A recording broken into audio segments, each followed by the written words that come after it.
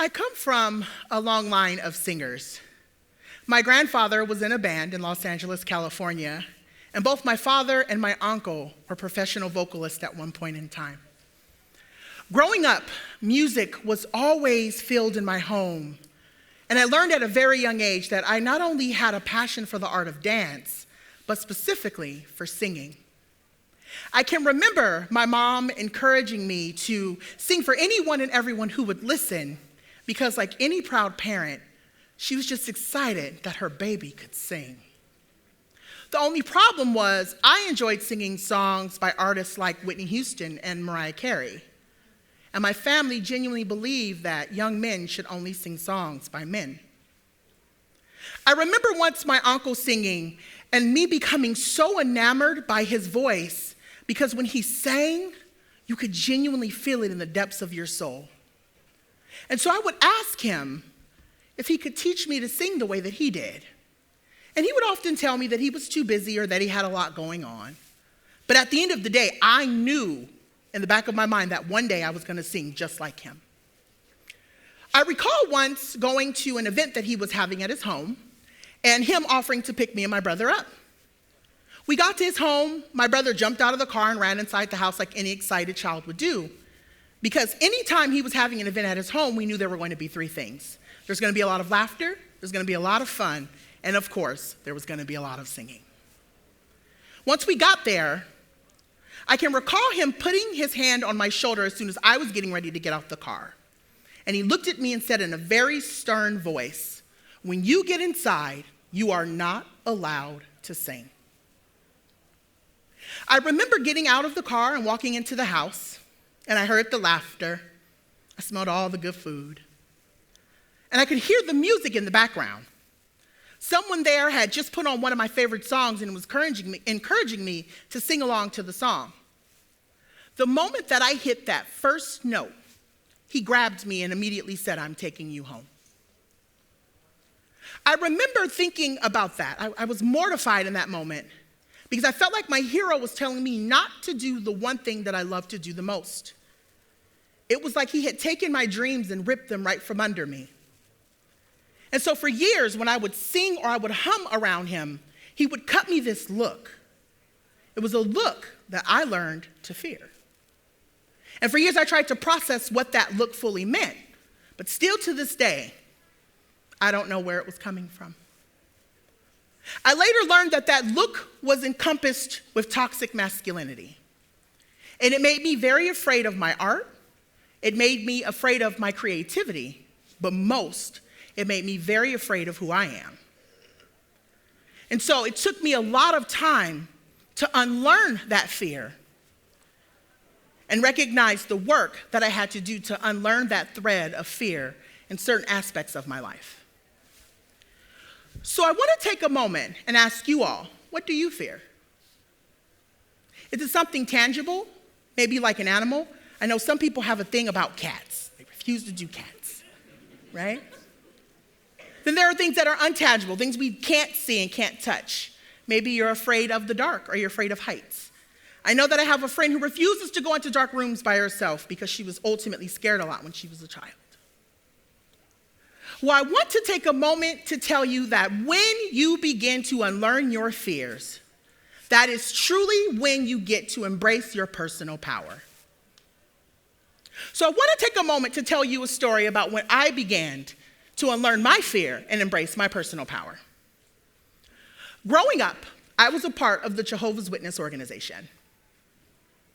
And I can remember them teaching me a lot of things that made me very unconfident in who I was. It taught me a lot of things that I started to fear. They also made it extremely difficult for me to understand elements of both my racial and my sexual identity.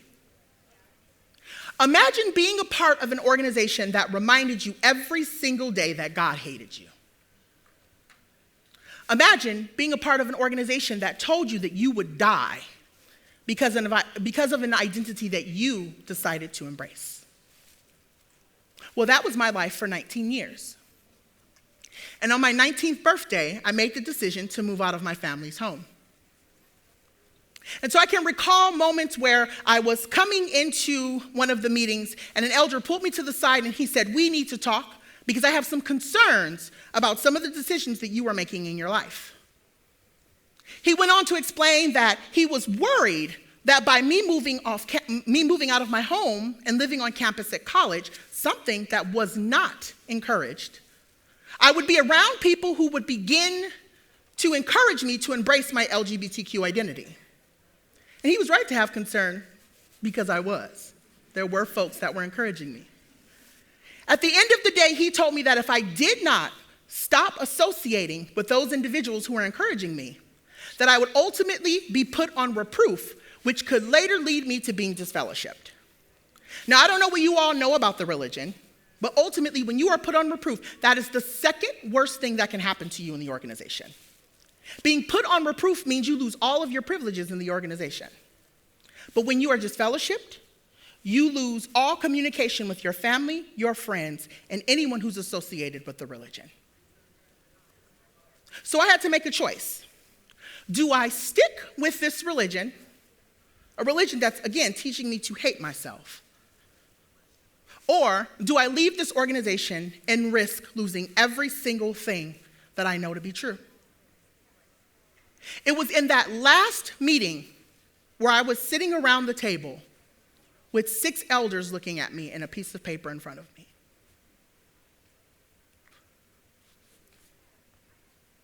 Where I began to understand what unlearning fear looked like. And when I signed that paper, it was then that I knew what my personal power looked like. And so I want to talk to you all today about this process of unlearning fear and what that means. Webster's dictionary tells us that fear is defined as being the feeling that you have that something or someone in your life is going to cause you pain. But specifically, it's the feeling that you have that's connected to a perceived threat. And so when you begin the process of unlearning all of your fears, it's about being able to acknowledge and understand every single fear that you have and where those perceived threats come from.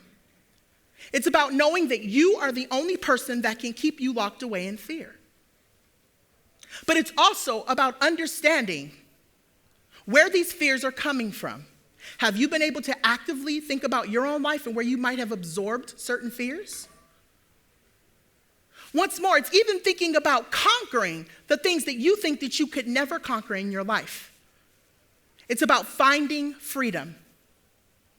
And so I stand before you today to tell you that, for me, some of the things that I've worked on is I no longer ever say if. Because I know that if I say if, I'm allowing fear to take different shape in my life. I say when. Because I know at the end of the day that once I call it to order, it happens. And that's the most important thing that you all should know today. So I want you to take out your notebooks because we're going to talk a little bit about personal power. And I know I've mentioned this several times. You're probably thinking, what is Dr. Jon Paul talking about when he says, embrace your personal power? Well, personal power is 3 things that you need to know. 1, personal power is based off of strength. 2, it's based on competence. And 3, it's based on confidence. And so as we're navigating each of those elements from a psychological standpoint, it's really important for me to stress that it's all about you and your journey.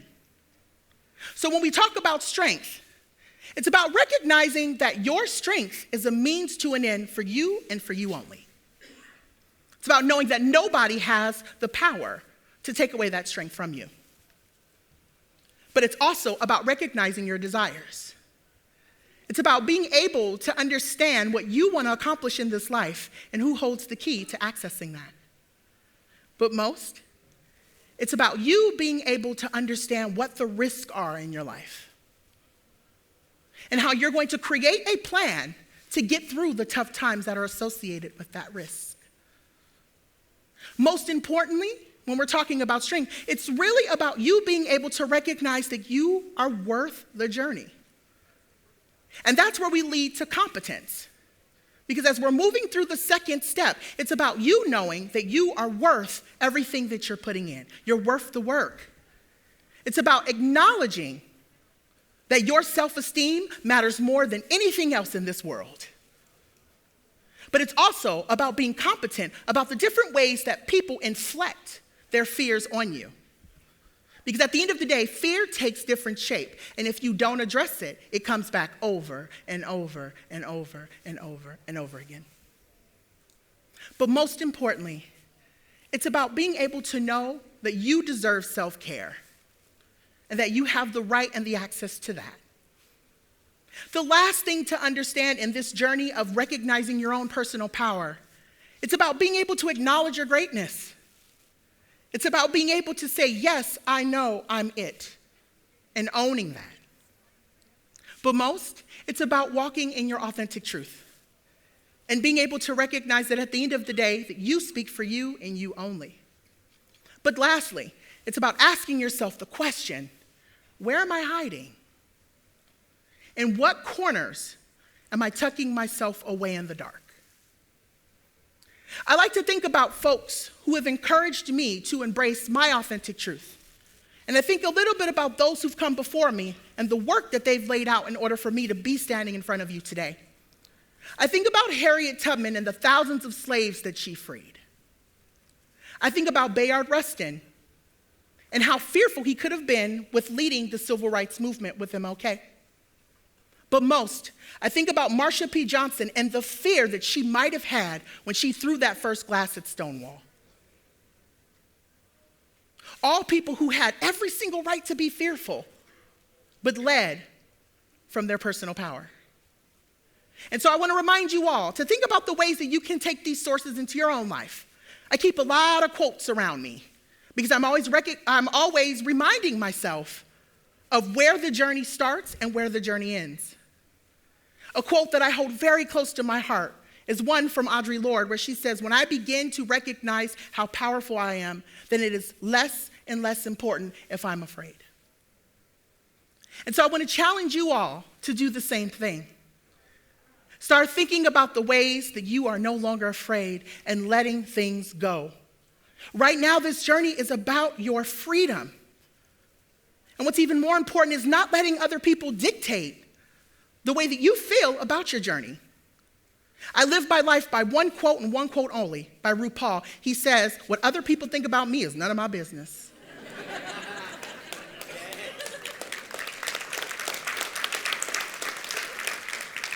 And so I want to challenge you all, again, your freedom is at bay here.